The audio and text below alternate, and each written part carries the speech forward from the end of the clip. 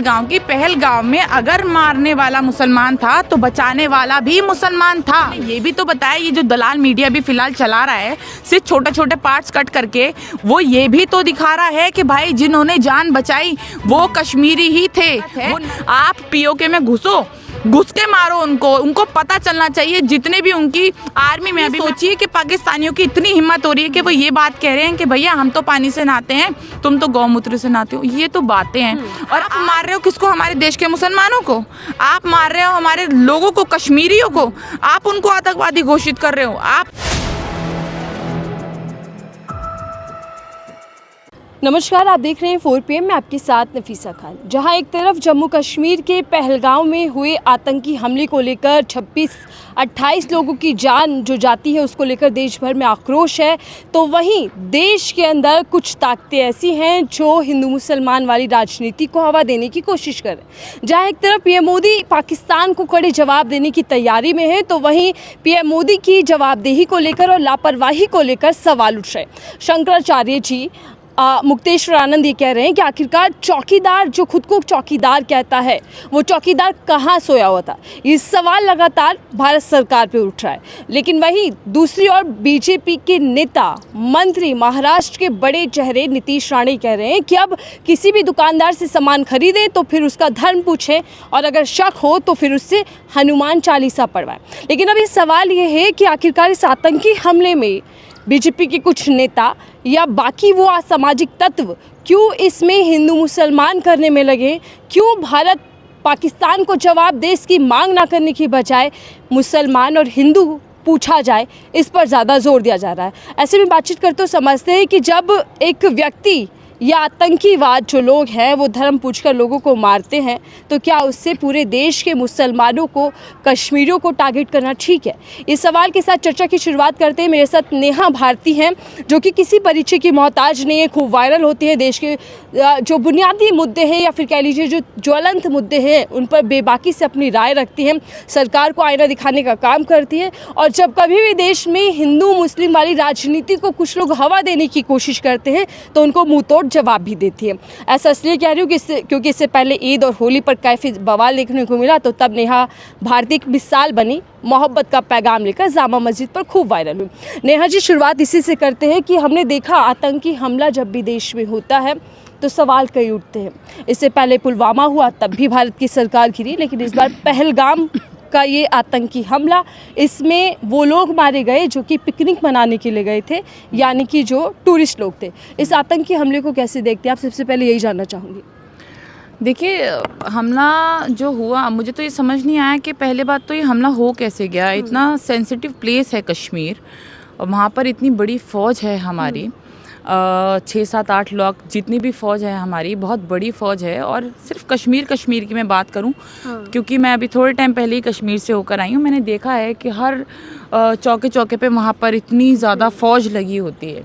और अगर हम बात करें पहलगांव की, तो पहलगांव से ऊपर जो चढ़ाई जारी है, जहाँ पर ये मिनी स्विट्ज़रलैंड जिसे कहते हैं, जहाँ पर ये सब कुछ हुआ है पूरा, उस जगह में कहीं पे भी मतलब कोई आर्मी नहीं थी। तो देखने मतलब सोचकर भी बहुत अजीब लगता है। खैर, हो सकता है अगर ना भी हो और ये सब हो गया हो, फिर उसके बाद ये सब होने के बाद जो इसको हवा दी गई, एक होता है ना आपदा को अवसर में जो बदला है मीडिया ने या फिर बीजेपी के नेताओं ने, क्योंकि चुनाव आने वाले हैं बिहार के। पहली बात तो जब भी चुनाव आने वाले होते हैं ऐसा कुछ होता है। 19 तारीख को मोदी जी की वैष्णो देवी की रैली रद्द कर दी गई, क्योंकि उनको लगा कि भाई हो सकता है कोई प्रॉब्लम हो। पहली बात तो 19 तारीख को इनको पता कैसे चल गया? मैं किसी पे सवाल नहीं उठा रही हूँ कि इन्होंने ये हमला कराया, बट फिर भी इतना बड़ा इत्तेफाक हो कैसे सकता है? उसके बाद चलिए इत्तेफाक होता है, उन्होंने मना भी कर दिया, रैली भी वो हो गई, चलिए ये सब चीज़ें मान लेते हैं। हमारे मोदी जी को, जो अपने आप को देश का चौकीदार मानते हैं, जैसा उन्होंने कहा कि चौकीदार कहाँ सोया हुआ था, वो जो अपने आप को देश का चौकीदार मानते हैं, उस इंसान से मैं ये पूछना चाहूँगी, एज अ प्रधानमंत्री आपका पहला रिस्पॉन्सिबिलिटी ये बनता है कि अगर आप विदेशों में घूम रहे हैं, फिर रहे हैं, जो कि आज तक आप करते आए हैं 2014 के बाद, अगर आप घूम रहे फिर रहे हैं, आपको पता है कि आपका कश्मीर पे इतना बड़ा हमला हुआ है और इतना सेंसिटिव प्लेस है, वहाँ पर इतना बड़ा हमला हुआ है, पर उनको रैलियों में ज़्यादा जाने की ज़रूरत है। आप ये देखिए, जब अभी पूरी की पूरी जब ये पूरी सभा बैठी, जब कश्मीर में सब हुआ, तो सारी पार्टियों के नेता जो आपस में मिलकर बैठे, जिसमें राहुल गांधी भी मौजूद थे, सारे बड़े बड़े नेता मौजूद थे, वहाँ पर जो मुख्यमंत्री है कश्मीर के, उन्हीं को इनवाइट नहीं किया गया, उनको नहीं बुलाया गया। क्यों नहीं बुलाया गया? चलिए ठीक है, उनको नहीं बुलाया गया। जो हमारे प्रधानमंत्री हैं उनको रैलियों से फुर्सत नहीं है, वहाँ पर बोल रहे हैं कड़ा जवाब देंगे। कौन सा कड़ा जवाब? पानी बंद करने का, जो कि हो ही नहीं सकता। वो जवाब जो कि मतलब हो ही नहीं सकता। जितने भी समीक्षक बैठे हैं, जिन्होंने भी अभी ये बताया है कि अगर भारत को पानी बंद, सच्ची में पानी बंद करना, तो कई साल लग जाएंगे इनको वो पानी बंद करने में, क्योंकि इनके पास वो फैसिलिटीज़ है ही नहीं जिससे वो पानी बंद कर सके। अच्छा खासा मतलब सब कुछ कश्मीर में चल रहा था, एकदम हमला हुआ। हमला होने के बाद हमारा पॉलिटिक्स जो है, हमारी जो प्रधानमंत्री है वो आराम से घूम रहे हैं, फिर रहे हैं। उनको ये मतलब ही नहीं है कि कश्मीर में जो है आम लोग मरे हैं, उसके बाद आम जनता मरी है, और ख़ासकर धर्म पूछ कर मारा गया। अब हमें ये देखना चाहिए कि इतनी नौबत आई कैसे। 2014 से पहले आपने सुना है, एज अ रिपोर्टर अभी आप काम कर रही हैं, उससे पहले अगर आप नहीं भी करती होंगी, आप अगर देश की जनता के अगर हिसाब से देखें, देश की बेटी के हिसाब से, तो आपने कभी सुना होगा कि हाँ भैया धर्म पूछ के मार रहे हैं, धर्म पूछ कर ये कर रहे हैं, धर्म, हमने ये सुना ही नहीं था। हमने आज तक अपने स्कूलों में नहीं सुना। स्कूलों में कौन हमारे पास बैठ रहा है, हिंदू है या मुसलमान, हमें यही नहीं पता होता था। अब 2014 के बाद हम देखिए, यहीं की मैं बात कर रही हूँ, दिल्ली में जहाँ हम रहते हैं, दिल्ली की बात कर लूँ मैं, तो रविंदर नेगी एक लक्ष्मी नगर का एक विधायक है, वो हर दुकान पर जाके बोल रहा है। ये उससे पहले की बात है, अभी की नहीं, बहुत पहले की बात है, जो धर्म पूछ कर वो लोगों की दुकानों पे से नाम हटवाता है और ये बोलता है कि धर्म पूछ के कि भैया अपनी धर्म नाम लिखो ताकि तुम्हारी दुकान देखकर लोग सामान खरीदे। सनातनी झंडा भी लगाया जाता है, सनातनी झंडा, जय श्री राम बोल। उसके बाद इनका बीजेपी का नेता अभी थोड़े हाल फिलहाल में ये बात बोलता है कि भाई नाम पूछा जाएगा और नाम नहीं बताया जाएगा तो हनुमान चालीसा पढ़वाओ, उसके बाद सामान लो। मतलब ये सब चीजें तो तुम ऑलरेडी कर रहे हो, तो तुम्हें ये चीजें एकदम से बड़ी क्यों लगने लग गई भाई? ये चीजें तो तुम शुरू से करते आए हो। हनुमान चालीसा पढ़वाओ, उसके बाद जय श्री राम बोलो, और उसके बाद अगर वो सामने वाला ना बोल पाए तो उसको मार दो, पीट के जान से मार दो। क्यों? क्योंकि वो एक मुसलमान है। अभी हम बात कर रहे हैं पहलगांव की। पहलगांव में अगर मारने वाला मुसलमान था तो बचाने वाला भी मुसलमान था। लोग मरे हैं 26 से 28, तो जितनी भी जानें बचाई गई है वो सब कश्मीरी द्वारा बचाई गई है। वहाँ पर सेनाओं ने जान नहीं बचाई थी। फिलहाल सेना हमारी देश की बहुत अच्छी काम करती है, बट जब ऑर्डर्स ही नहीं होंगे तो वो करेंगे क्या? और ऑर्डर्स देने वाले जब रेड कारपेट पे चलकर वहाँ पर घूमते फिरते आ जाए आराम से, उनको तो कोई मतलब नहीं है। सफ़ेद कपड़ा पहनकर वो आदमी आया, रेड कारपेट पे चला, श्रद्धांजलि दी और उनका काम हो गया। उनका काम इतना ही था, उसके बाद उनका कोई काम ही नहीं बनता। जिन लोगों ने जान बचाई उनके पास जाके अप्रिशिएट तो करो आप, कम से कम। मैंने इतने सारे अभी देखा कि लोग, कश्मीरी लोग, वो खुद रो रहे हैं। उनका सारा का सारा टूरिज़्म जो है उसी से उनकी रोज़ी रोटी चलती है। उनकी रोज़ी रोटी पे ख़त्म हो चुकी है रोज़ी रोटी। लोग कश्मीर जाना टिकट अपनी कैंसिल कर रहे हैं। लोग रो रहे हैं कि हमारी रोज़ी रोटी छिन जाएगी। कश्मीर हम देखते हैं बहुत गरीबी है कश्मीर में आज भी। उसके बाद जब इन्होंने देखा 370 हमने हटाई, इन्होंने बोला कि भैया हम तो अब कश्मीर को ऐसा बना देंगे, कश्मीर ये कश्मीर वो। तुम्हारे खुद के जो लोग हैं, जो तुम खुद कहते हो कि हम तो हिंदुओं के रक्षक हैं, हम तो हिंदू, खुद लोगों को वहाँ पर मार दिया गया। उन लोगों के लिए तुमने क्या कर दिया? जिस भी फैमिली ने ये बताया है कि हमारा धर्म पूछकर मारा गया, पर उन फैमिलीज़ ने ये भी तो बताया, ये जो दलाल मीडिया भी फिलहाल चला रहा है सिर्फ छोटे छोटे पार्ट्स कट करके, वो ये भी तो दिखा रहा है कि भाई जिन्होंने जान बचाई वो कश्मीरी ही थे, वो नज़ाकत ही था। जिन लोगों ने बच्चे को लेकर जो भागा, जिसने बहुत सारे लोगों की जान बचाई, उनके नाम क्यों नहीं बता रही है मीडिया? क्यों मारने वालों का अगर बताया जा रही है? भाई ये भी बताओ बचाने वाला। और मारने वाले का पहली बात कोई धर्म नहीं होता, मारने वाला आतंकवादी होता है। और मारने वाले का अगर कोई धर्म था, अगर आपको पता भी है मुसलमान ने मारा, तो इसका मतलब सारे मुसलमान बुरे हो जाएंगे, इसका मतलब सारे मुसलमान आतंकवादी हो जाएंगे, सारे कश्मीरी आतंकवादी हो जाएंगे? नहीं हो सकते, बिल्कुल नहीं होंगे। अगर आपको लगता है कि सारे मुसलमान इनसे पूछकर या हनुमान चालीसा पढ़वाकर, तो तुम में और उन आतंकवादियों में कोई भी फर्क नहीं है। तुम भी वही आतंकवादी हो, तुम भी आतंकवाद फैला रहे हो। मैंने कहा ना, अभी जब तालिबान आया अफगानिस्तान में, जब तालिबान इतना फैल रहा था, तो मैंने तब भी यही बात कही कि जो ये भगवा तालिबान फैल रहा है, जो मेरी वीडियो बहुत ज़्यादा वायरल हुई, तो ये अभी जो ये आतंकवाद फैला रहे हैं कि भैया नाम पूछकर हनुमान चालीसा पढ़वाकर या फिर सामान लो, यार आप कब तक? आप ये देखिए ना कि जितना भी हमारा जो काम कर रहा है, जो भी हमारे यहाँ काम कर रहा है, आप चाहे दुकानों पे वर्कर्स काम कर ले, जोमेटो स्विगी पे, या फिर हम खाने बनाने वाला रेस्टोरेंट में जाएं, आपको कहीं आपने ऐसा सुना है कि सिर्फ यहाँ पर सिर्फ हिंदू वर्ग ही काम कर रहा है, सिर्फ मुसलमान है ही नहीं?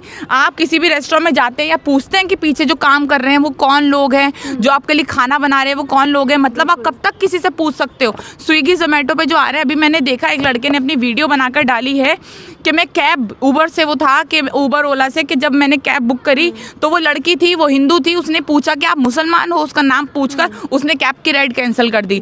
मतलब ये हमारे देश में हो रहा है। जो आज चाइना है, जिसको ये लाल आंखें दिखाने की बात करते हैं, ये उसके मतलब हमारा इंडिया 200 साल भी शायद लगाएगा ना तो भी वहाँ तक नहीं पहुँच पाएगा, और जब तक वहाँ तक पहुँचेगा ना, चाइना 500 साल आगे पहुंच चुका होगा। मतलब आप ये देखिए कि हर देश, छोटे से छोटा, मैं तो चाइना की बहुत बड़ा देश है, छोटे से छोटा देश आज इतना डेवलप करने में लगा हुआ है अपने आप को, पर हम जो है हम इन चीज़ में लगे हुए हैं भैया कि मंदिर कहाँ है, मस्जिद कहाँ है, हम कब्रें खोदने में लगे हुए हैं, हम ये पूछ रहे हैं कि भैया नाम पूछकर सामान खरीदो, हम हनुमान चालीसा पढ़वाकर अब सामान खरीदना चाहेंगे। मतलब ये जो गंद फैल रहा है, मुझे लगता है ये भी एक आतंकवादी है और इसको भी ख़त्म करना चाहिए हमारे भारत से। बिल्कुल, यहाँ सही बात आप कह रहे हैं, लेकिन सवाल ये है कि जब विपक्षी पार्टियां जिनको सरकार से सवाल करना चाहिए था, वो ऐसे वक्त पर एक साथ है, लेकिन ऐसे टाइम में जब आतंकी हमला हुआ, जब पूरा देश गुस्से में है, तो बीजेपी के नेता भड़काऊ बयान या भाषण क्यों दे रहे? हिंदू संगठन के लोग क्यों कश्मीरियों को टारगेट कर रहे हैं, और क्यों मुसलमानों को, हर मुसलमानों के भीतर आतंकीवाद वाला ये जो धर्म है इसको ढूंढा जा रहा है? देखिए, मुझे लगता है जिन्होंने भी ये सब किया है ना, जो भी लोगों, जिन भी लोगों ने ये किया है, जो भी लोग हैं, मुझे लगता है उनके टुकड़े कर करके उनको उनके देश में, जहाँ के भी हो, उनको देश में फेंक के आना चाहिए। उनको ऐसी मौत होनी चाहिए, उनको सज़ा नहीं, ऐसी मौत मिलनी चाहिए कि हर आतंकवादी ऐसा करने से डरे। पर ये पानी बंद कर रहे हैं, मतलब ये तो सजा है। देखिए, मतलब ये पाकिस्तान के झंडे बिछाए जा रहे हैं, ये मतलब ये डर बैठाने वाली बात है कि आप पाकिस्तान को डरा रहे हो? नहीं, मजाक उड़ा रहे हैं वो लोग आपकी। आप झंडे बिछा रहे हो देश के, आप झंडे बिछा लेंगे, मतलब आप ये सोचिए कि कोई देश में जाकर सारी जनता को ख़त्म कर दे, या फिर अभी आप ये देखिए पैलेस्टीन का जो वॉर हो रहा है, तो जो भी हो रहा है, पैलेस्टीन अपने वहाँ पर अपने पूरे एरिया में इजराइल के झंडे बिछा दे और उस पर चलता हुआ चले जाए और बोल दे कि भैया हमारा तो बदला पूरा हो गया। ये बदले होते हैं क्या भाई? अगर तुम्हारे को पता है कि पाकिस्तानियों ने ये किया है तो देश में उनके घुस के मारो, तुम अंदर घुसकर मारो पीओके में। और अभी तो भारत के साथ बहुत सारे बड़े बड़े देश हैं, बहुत, क्योंकि ये जो मुद्दा हुआ है, ये जो घटना हुई है, ये इतनी बड़ी घटना है कि सारे देश कंधे से कंधे मिला के खड़े हैं कि आप करो, हम आपके साथ हैं। बट इनको कुछ करना ही नहीं है भाई, इनको झूठी कहावतें फैलानी है। उसके बाद ही कह रहे हैं कि भैया हम तो जंग की तैयारी। कौन सी जंग? कहाँ की जंग? आपको जंग की जरूरत ही नहीं है भाई। आप इतना बड़ा देश हो, भारत इतना बड़ा देश है, इतनी बड़ी ताकत है, आप पीओके में घुस के मारो उनको पता चलना चाहिए। आर्मी में अभी मैं आपको बताती हूँ, अभी हमारे जो फौजी थे वो थोड़े से बॉर्डर की साइड चले गए होंगे, उनको उठा के ले गए पाकिस्तानी। मतलब ये सब हो रहा है हमारे यहाँ। हम मतलब उन पाकिस्तानियों से, छोटा सा देश है पाकिस्तान, जिसके पास जो ताकतवर भी नहीं है। इंडिया इतना ताकतवर, इतने अच्छे कॉन्टैक्ट है, 56 इंच का सीना और लाल आंखें वाली। कौन सा 56 इंच का सीना? मैं ये सोच रही हूँ कि जो रफेल थे, जो उन्होंने खरीदे 56 इंच के सीने वाले ने, जो इतने महंगे रफेल थे, पानी बंद करने के लिए खरीदे थे क्या? उसमें पानी जोड़ के रख रहे हो क्या आपने? मतलब भाई ये कौन सा सीन है कि तुम इतने महंगे रफेल खरीद कर लेकर आ रहे हो, और जब जंग की बारी आई तो तुम पानी बंद कर रहे हो? कौन सा बदला है यार ये? पाकिस्तान के लोग कह रहे हैं, वीडियो बना के, जो इन्फ्लुएंसर्स है छोटे मोटे, या जो भी लोग हैं पाकिस्तान के, जो एक्टर वेक्टर्स हैं, वो ये बात कर रहे हैं कि भैया हम तो जंग की तैयारी कर रहे हैं, कौन से कपड़े पहने, हम तो पानी। भैया मतलब ये पाकिस्तानी, मतलब ये सोचिए कि पाकिस्तानियों की इतनी हिम्मत हो रही है कि वो ये बात कह रहे हैं कि भैया हम तो पानी से नहाते हैं, तुम तो गौमूत्र से नहाते हो। ये तो बातें हैं। और आज हम वीडियोस, इंडियन उनकी वीडियोस देख कर हमें शर्म महसूस होती है कि इन लोगों के वजह से, इन कुछ घटिया लोगों के वजह से, जो अपने आप को 56 इंच का सीना वाला कहते हैं, जो अपने आप को कहते हैं भाई मर्द की ज़ुबान में ना दम होना चाहिए। मैं हमेशा कहती हूँ 56 इंच का सीना तो बहुत लोगों का होता है, ठीक है। बहुत से लोग हैं जो मर्द भी नहीं है, उनका भी 56 इंच का सीना होता है, ठीक है। तो ये सब चीज़ें जो ये बड़ी बड़ी बातें हैं कि ला ला के तुम अगर पाकिस्तानियों को यहाँ पर 2 दिन का अल्टीमेटम दे रहे हो कि भाई यहाँ से जा, तो तुम पाकिस्तान से बदला ले रहे हो क्या? भाई वो लोग यहाँ पर घूमने आए हैं, उनसे बदला लोगे क्या तुम? अब अगर वो लोग यहाँ पर है, तुम उन लोगों को भेज रहे हो तो तुम मतलब आतंकवादियों को मार रहे हो वहाँ पे। हम बीजेपी के कुछ नेता बदला ले रहे हैं, लेकिन देश के मुसलमानों से बिल्कुल नाम देखकर सामान खरीदा जाए, शक हो तो हनुमान चालीसा पढ़ी जाए। इससे क्या समझ में आया? तनाव बढ़ेगा, इससे तो सांप्रदायिक तनाव का माहौल बनाना चाहती है कभी? एक मैंने अभी देखा है वीडियो में, एक मुसलमान है, उनकी बड़ी बड़ी दाढ़ी है, दाढ़ी खींच कर उनको मारा जा रहा है। बहुत बुजुर्ग हैं। सिर्फ ये देखकर कि भाई तुमने, अब लड़का है एक, उसने वो मंदिर बना रहा है, मतलब आप ये देखिए कि एक मुसलमान मंदिर बना रहा है, तो एक मुसलमान बना रहा है वहाँ पर, उसमें काम कर रहा है, तो उसको बोला है कि भाई तू हट यहाँ से क्योंकि तुमने कश्मीर में मारा, और नाम पूछ के। मतलब आप ये देखिए ना कि इस देश में कुर्बानी दी है भाई। जो कश्मीर में लड़का कुर्बानी दी है, जिसने राइफल छीनते वक्त, वो भी तो मुसलमान था। उसको आप कैसे भूल रहे हो भाई? उसको भी तो देखो। मतलब अपने घर में एक अकेला लौता कमाने वाला जो नज़ाकत है, उन्हीं का कज़न ब्रदर था वो, जो मर गया लड़का वहाँ पर, जो वहाँ पर जिसने कुर्बानी दी, कुर्बान हो गया सिर्फ हिंदुओं के वजह से, वो कोई नहीं देखेगा। उसके बाद जो लोगों ने बचाया, जो कश्मीरी कंधों पे डाल डाल के गए, वो भी तो मुसलमान थे, उसको कोई नहीं देखेगा। छोड़ दो कश्मीरी, छोड़ दो वहाँ पर हिंदू मुसलमान की बातें। हम यहाँ के बात करते हैं कि जो यहाँ पर लोग रह रहे हैं, दिल्ली में, यूपी में, हम यहाँ पर हरियाणा में जो मुसलमान रह रहे हैं, हम उनकी बातें कर ले। यार शर्म आनी चाहिए इन लोगों को, जो भी ये भक्त है, बेवकूफ़ भक्त।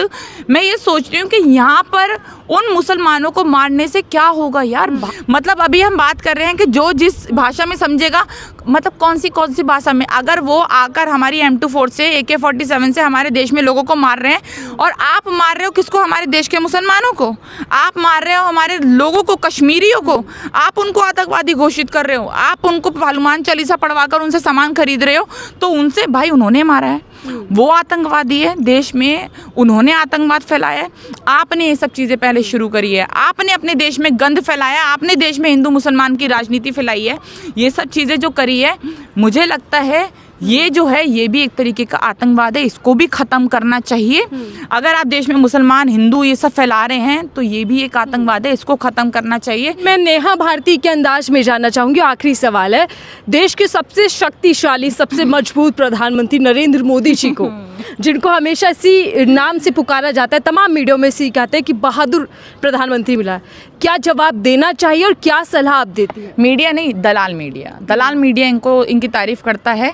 जो अपने आप को अंजना ओम मोदी कहती है, वो इनकी तारीफ़ करता है। जो रूबिका लियाकत जैसी घटिया पत्रकार है, वो इनकी तारीफ़ करती है। पत्रकार इनकी तारीफ़ नहीं करते, दलाल पत्रकार इनकी तारीफ़ करते हैं। और जो इनको मजबूत बताते हैं, जो इनको 56 इंच का बताते हैं, जो इनको लाल आंखों वाला बताते हैं, वो पत्रकार है ही नहीं, वो चाटुकार है। पहली बात तो जो इनकी चाट कर पैसे कमा रहे हैं और आगे बढ़ रहे हैं, ठीक है। दूसरी बात, अगर हम बात करते हैं कि ये बहुत, मुझे लगता है कि अगर देखिए मोदी जी से हमारी कोई पर्सनल दुश्मनी नहीं है, ऐसा नेहा भारती तो बिल्कुल भी नहीं है, ठीक है। बट मैं यही कहूँगी कि मोदी जी आपसे अभी भी रिक्वेस्ट है, अगर आप इस देश के प्रधानमंत्री हैं, क्योंकि है अनफॉर्चुनेटली आप हैं, अगर आप इस देश के प्रधानमंत्री हैं तो आपसे दरख्वास्त है, देश की आम जनता को मारा गया है, देश के हिंदू मुसलमान को छोड़ दीजिए, देश की आम जनता को, बेगुनाह को मारा गया है, धर्म पूछ के मारा गया है, जैसे भी मारा गया है उनको मारा गया है। और देश का हर व्यक्ति, अगर आप 140 करोड़ करते हैं ना, तो देश का हर व्यक्ति, देश का हर इंसान जो भी है वो आपका अपना है और आप उसके प्रधानमंत्री है। तो उनका बदला ऐसा लीजिए, जो आपकी दलाल चाटुकार पत्रकार कहते हैं वो 10% तो थोड़ा बहुत सही हो सके कि हाँ भैया ये सही में मजबूत है, सही में पावरफुल हैं, जो इन्होंने ऐसा बदला लिया। कुछ ऐसा बदला लीजिए जो जनता को लगे कि हाँ हमारे देश के प्रधानमंत्री ने कुछ तो किया हमारे। धन्यवाद नेहा, हमें समय देने के लिए और बातचीत करने के लिए। फिलहाल के लिए इतना ही। देखते रहिए 4PM, मैं थी आपके साथ नफीसा खान।